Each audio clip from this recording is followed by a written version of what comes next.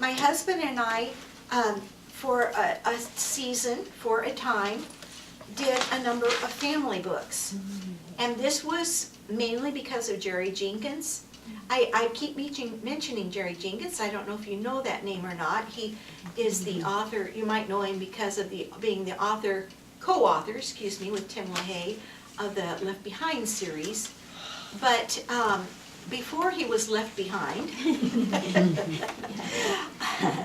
he was a publisher for Moody Monthly, and he encouraged my husband. He got my husband speaking for family living conferences for Moody Bible Institute, and my husband spoke all over the country with some of the best speakers of our time, Gary Chapman, Kevin Lehman, and anyway, a lot of different speakers for family living conferences during the 80s. Mainly the 80s and 90s is when they did those family living conferences.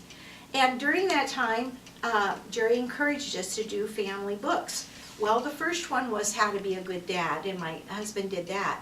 And after he did that, I says, okay, I see the writing on the wall. What's going to come next? I says, there's no way I'm going to write a book on how to be a good mom.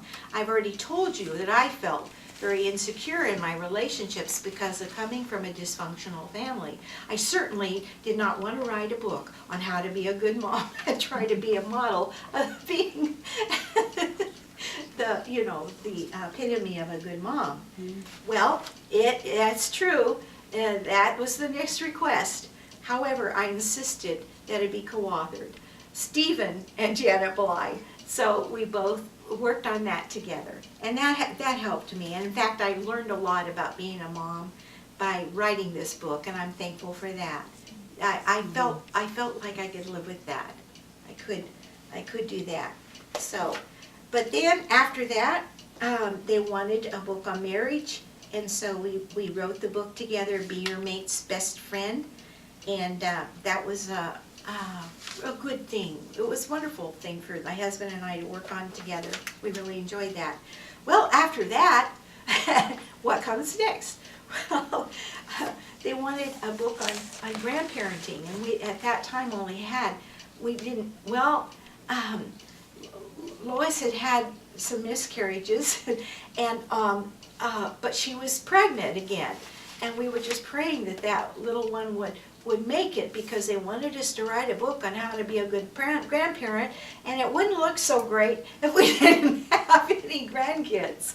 Well, little Zachy was born, and so we were legitimate grandparents by the time this book came out. So, but how did we write a book on grandparenting when we weren't grandparents yet?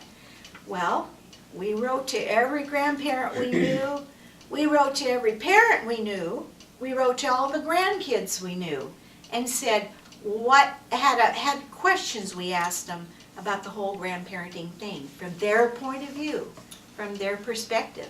And from all of that, we were able to write the book, How to Be a Good Grandparent. And that did pretty good, but later another publisher picked it up, and they asked us to rewrite it from our new perspective. By then we had several grandchildren and had been into it quite a few years. And it was rewritten as The Power of a Godly Grandparent, Leaving a Spiritual Legacy. And this book is still doing well, and I'm very thankful for it. And in fact, I just was talking to the editor the other day, getting some more of those books. And it's been out for quite a long time now. So that was our family books.